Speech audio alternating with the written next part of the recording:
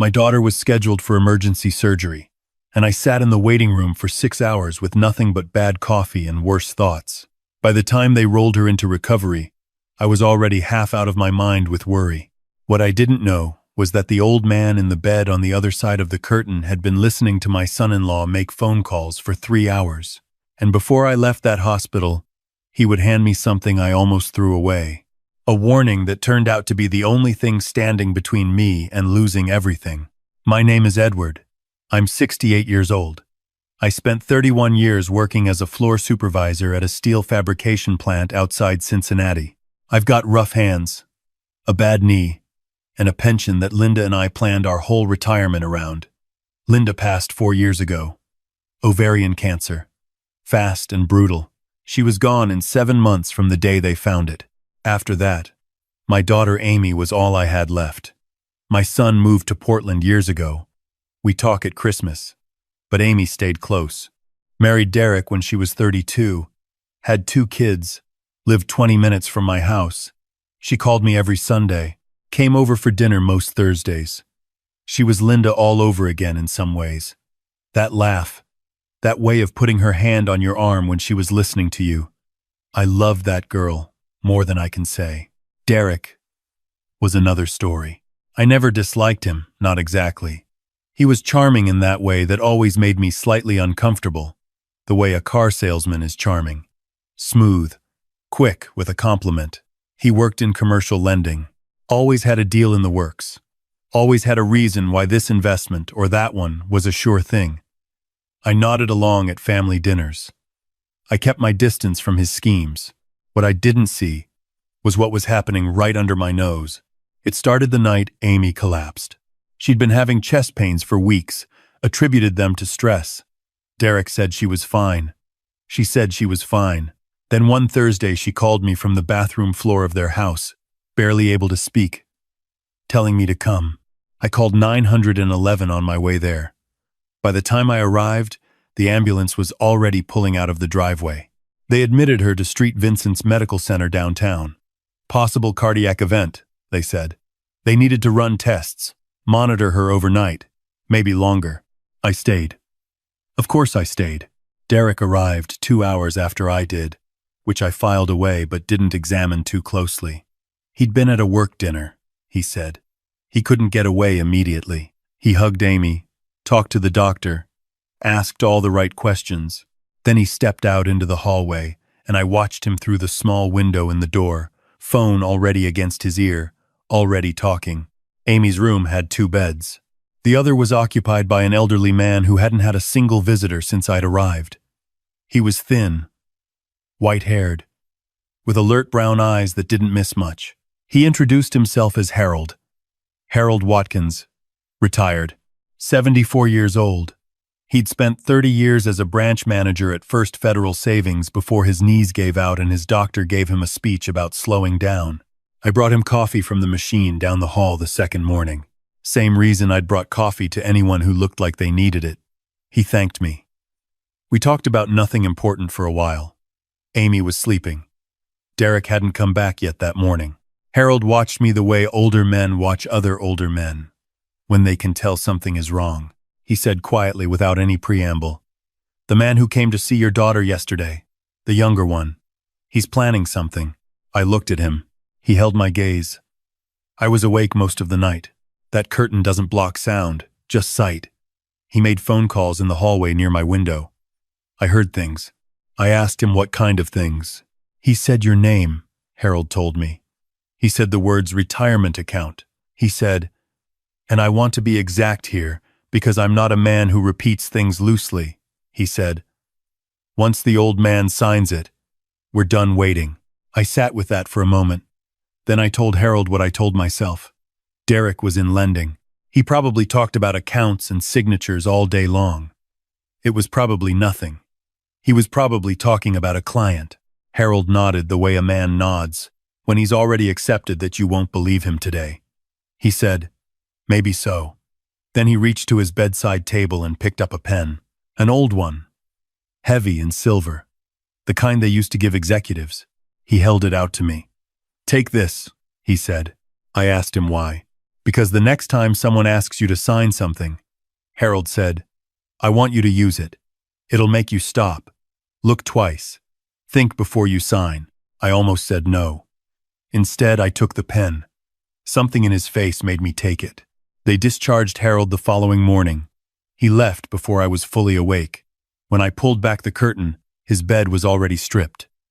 On the pillow, there was a small notepad page, torn at the edge. 3 words in careful handwriting. Read everything twice. I folded it and put it in my pocket. Put Harold's pen in my shirt pocket. And I tried very hard not to think about what he'd said. Amy came home on day 4. Minor cardiac arrhythmia, stress-induced, manageable with medication and lifestyle changes. The doctor sat with both of us and was clear. No work stress, no financial stress, proper sleep. Take it seriously. I watched Derek nod and take notes on his phone. Attentive, concerned, perfect. 2 weeks passed. Amy was recovering well. I fell back into my routine. Sunday calls, Thursday dinners. Everything normal. Then Derek called me on a Tuesday afternoon. He wanted to come over. He had something he wanted to run by me. A real estate opportunity, he said. Commercial development, south of the city. His firm was involved at the ground level. He said he'd never ask me to look at something like this if he didn't believe in it completely. He said he wanted to protect the family's future. He sat at my kitchen table with a folder of papers, glossy summaries, projected returns, numbers that looked impressive if you didn't look too hard. He talked for 40 minutes. He was polished, professional. He answered every question before I could finish asking it. At the end, he slid a single page across the table. An authorization form. My signature would allow my name to be added to an investment vehicle tied to the development. Minor involvement, he said, mainly for tax purposes. It would protect my assets and Amy's inheritance. I picked up the pen from my shirt pocket, Harold's pen, and I stopped. I don't know exactly why. Call it muscle memory. Call it something Harold had planted in me. I set the pen down and said I wanted to take a few days to look it over. I said I'd have my accountant review it. Derek's face didn't change. He smiled. Said, of course. Said to take all the time I needed. But something happened in his eyes in that half second before the smile came. I saw it the way you see a light flicker in a dark room. It was gone before I could name it. He left the papers with me. That night I read through everything. Then I called my accountant, a woman named Gail who Linda and I had used for 20 years.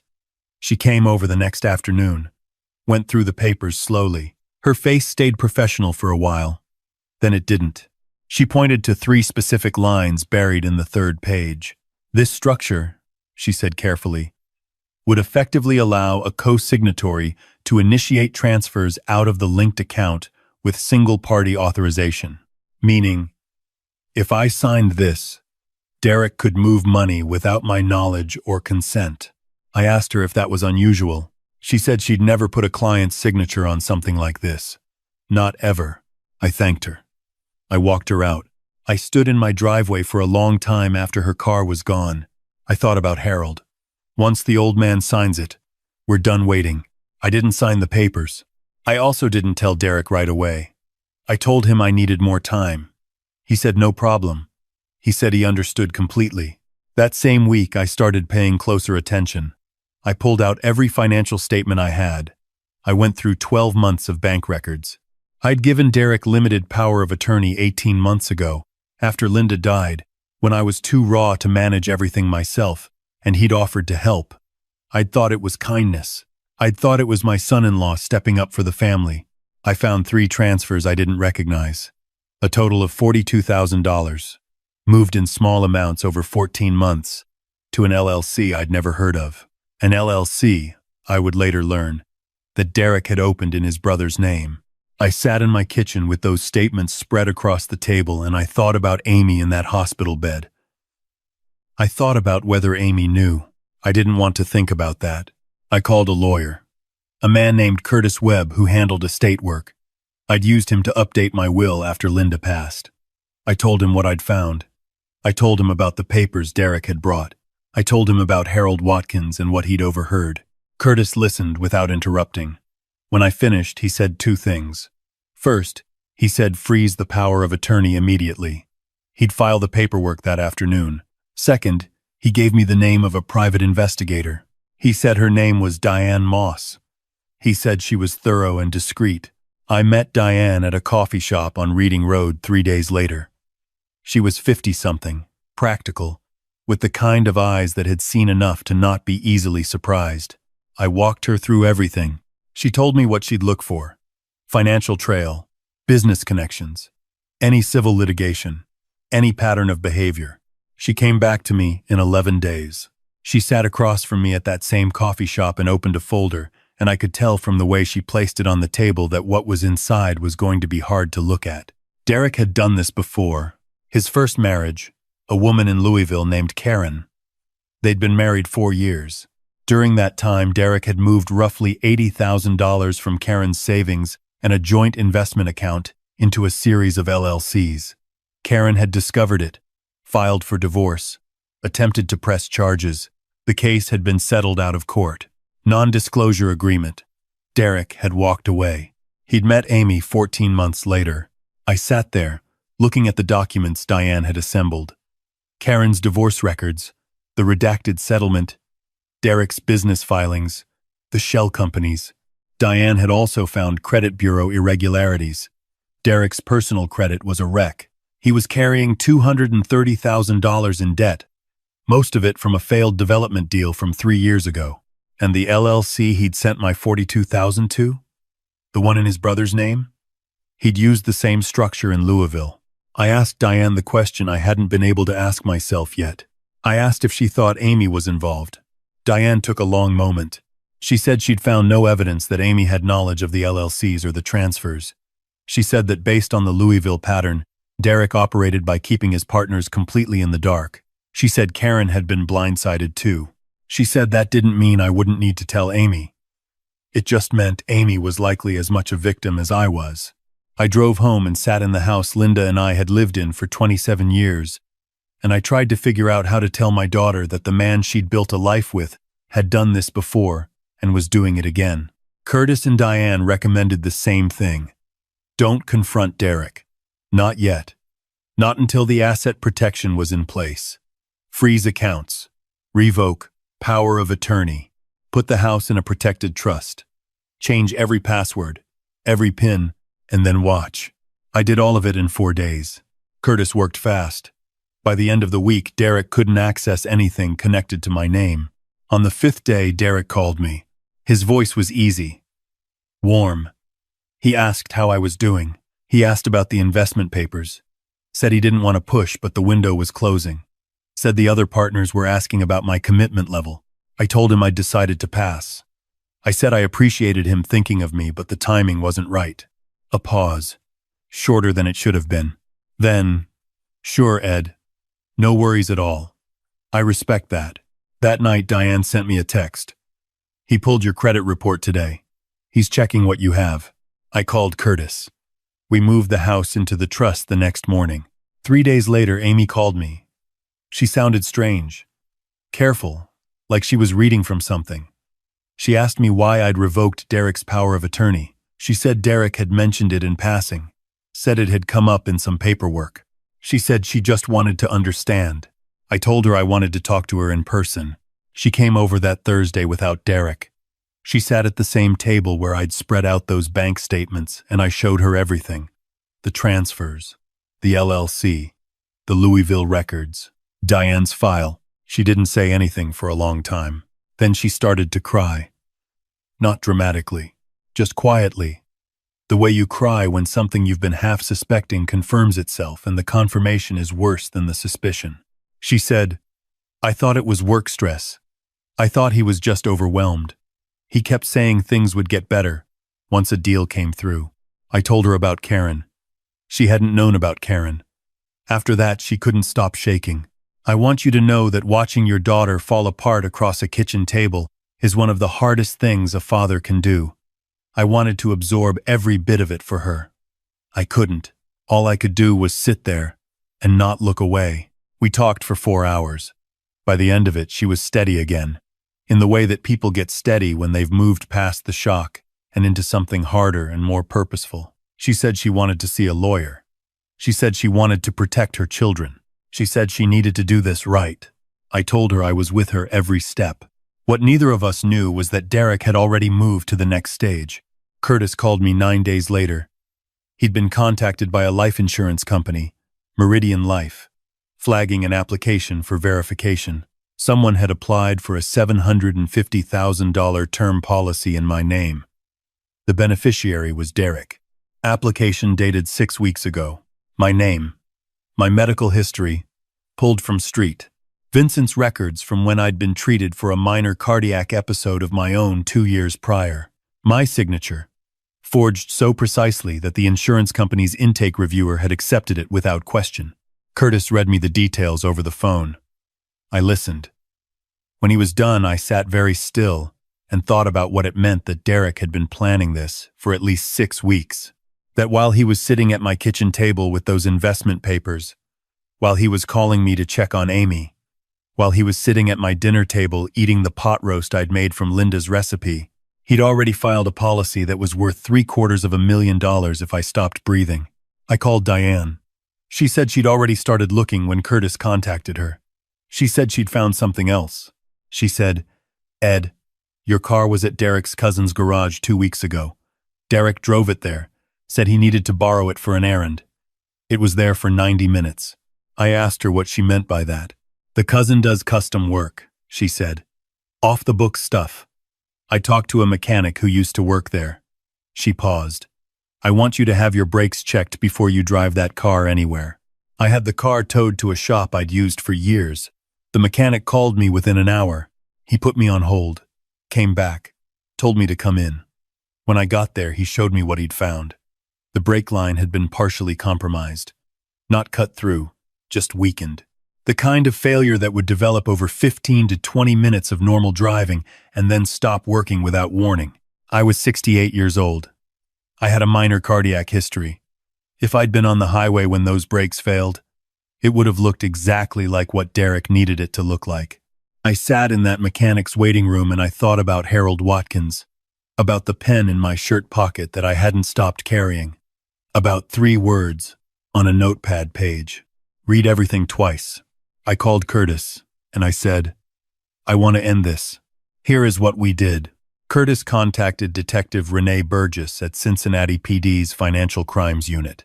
She reviewed the case over 48 hours and at the formal investigation. She pulled Derek's phone records, his business filings, his connection to the garage. She spoke to the mechanic. She spoke to Gail, my accountant. Then she called me and said what I already knew. What we had was strong. But for the most serious charges, the ones that went beyond fraud into intent to cause harm, she wanted something cleaner. A statement Derek made himself.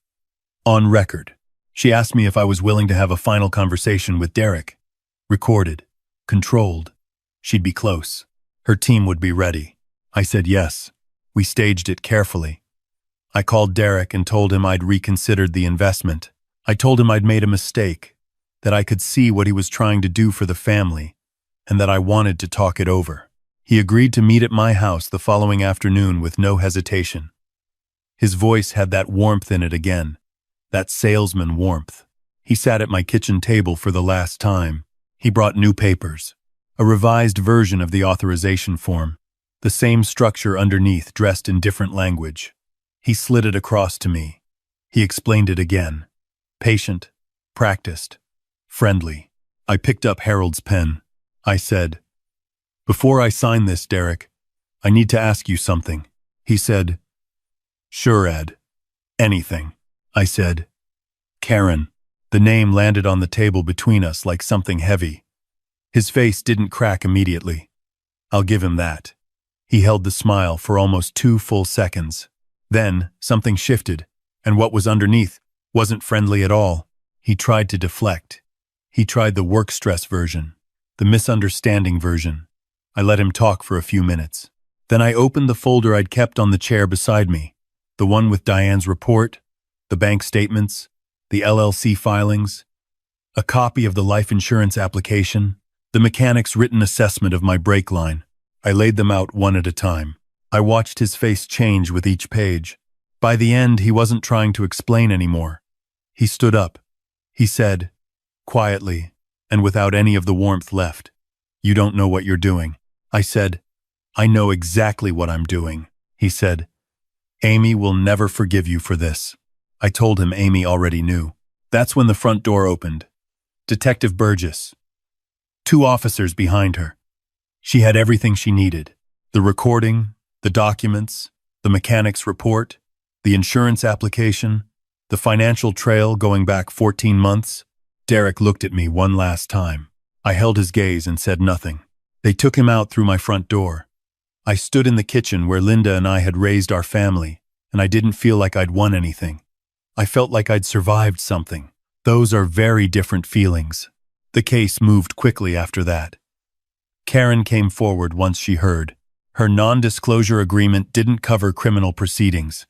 Her testimony about the Louisville pattern was, according to Curtis, devastating to Derek's defense. Amy cooperated fully. She turned over financial records, email threads, everything she had access to. She moved out of the house she and Derek had shared and brought the kids to stay with me for 6 weeks while things sorted themselves out. My house was full again in a way it hadn't been since Linda. My grandchildren at the kitchen table every morning. Their noise and their mess and their completely ordinary needs were the most healing thing I'd experienced in 4 years. Derek was charged with financial fraud, forgery, criminal conspiracy, and tampering with a vehicle. He accepted a plea deal. 11 years. He'd be in his mid-50s when he got out. The day sentencing was handed down, Amy and I drove home together. We didn't talk much. She held my hand across the center console at one red light, and I thought about Linda, about what she would say. I think she would say that the fact that Amy was sitting beside me was the whole point, that this was the thing worth protecting. I found Harold Watkins 3 weeks after the sentencing. It took some doing. A few calls to street. Vincent's, which got me nowhere for privacy reasons. And then a call to a former colleague of mine who knew people in the records department and owed me a favor from 1994. Harold lived in a retirement community in Hyde Park, 20 minutes from my house. I brought him a carton of good coffee and a piece of apple cake I'd made from Linda's recipe. He opened his apartment door and looked at me for a moment. Then he smiled, slow and warm, and said, "I hoped you'd come." We sat at his small kitchen table and I told him everything. He listened the way he'd listened in the hospital, with complete attention and no hurry. When I finished, he was quiet for a moment. Then he said he was glad I'd taken the pen. I asked him how he'd known. He said he hadn't known. Not exactly. He said he'd spent 30 years in banking and he'd heard a particular kind of phone call before. The kind where someone is managing a timeline, checking on how long they have before someone notices. He said Derek hadn't been talking loudly, but the gap in the curtain near Harold's window had been doing him favors. He'd heard the words old man and signature and clean, and he knew the shape of what he was hearing even if he didn't know the specifics. I told him I'd almost brushed off everything he said. He nodded like that wasn't a surprise. He said, "We don't want to believe it, especially with family. Believing it means grieving something, and grief is hard." I took the pen out of my shirt pocket. I'd been carrying it for 4 months. I set it on the table between us. He shook his head. He said, "Keep it. You know what it's for now." We sat for another hour. He told me about his own life, about his kids, about the small ways money had divided families he'd watched from across bank counters for decades. He said it never stopped being sad, no matter how many times you saw it. When I stood to leave, I asked if I could come back and visit. He said he'd be irritated if I didn't. Here is what life looks like now. Amy is in therapy. She says it's helping. She's back in her own apartment with the kids. We have dinner twice a week, and she calls me most mornings on her way to work. She's different than she was before. More careful, more willing to say hard things out loud, but still fundamentally herself. Still Linda's laugh. Still that hand on your arm. My accounts are intact.